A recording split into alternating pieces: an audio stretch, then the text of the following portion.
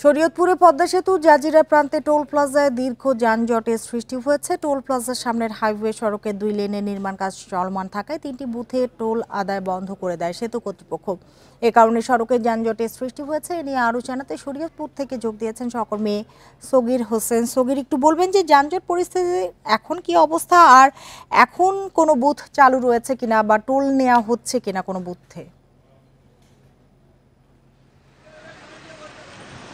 আমি যেখানটাতে রয়েছি এটা জাজিরা প্রান্তের পদ্মা সেতুর টোল প্লাজার ঠিক সামনেই। আপনারা দেখতেই পাচ্ছেন যে টোল প্লাজার পর থেকেই কিন্তু দীর্ঘ যানজটের সৃষ্টি হয়েছে।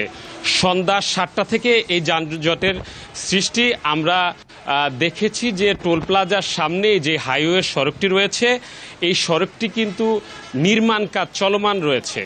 তো আমরা যতটুকু জেনেছি এই নির্মাণ কাজ রাতেই করা হয়, রাত 11টার মধ্যেই কিন্তু এই নির্মাণ কাজ শেষ হবে বলছেন তারা। তবে পদ্মা সেতু টোল প্লাজার যেই বুথগুলো রয়েছে, বিশেষ করে টোল বুথ, এই বুথে কিন্তু 3টা বুথ এখন বন্ধ রয়েছে।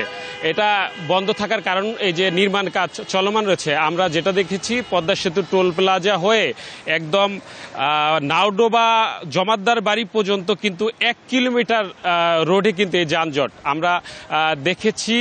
বাস, ট্রাক এবং ছোট মিনি ট্রাক, তাছাড়াও আছে ব্যক্তিগত গাড়িগুলো কিন্তু যানজট হয়ে আছে।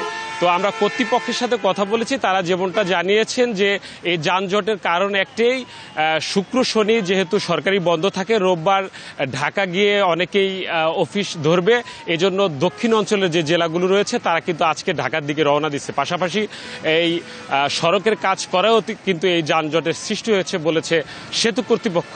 বলছিলেন যে নির্মাণ কাজটি রাতেই করা হয়, এর আগেও কি নির্মাণ কাজ করা হয়েছিল? মানে আপনি যেটি বলতে চাচ্ছেন যে শুক্র শনি গাড়ির চাপ বেশির জন্যই কি আজকে যানজটটি তৈরি হয়েছে? আমরা যেটা শুনেছি যে মাঝে মধ্যে শুক্র শনি বন্ধ থাকায় এই যে ঢাকায় যাত্রীরা যায়, এজন্য যানজটের সৃষ্টি হয়। আজকে বেশি গাড়ির যানজট দেখা যাচ্ছে শুধু এই নির্মাণ কাজের জন্য। সগির, আপনাকে অনেক ধন্যবাদ আমাদের সাথে যোগ দেওয়ার জন্য।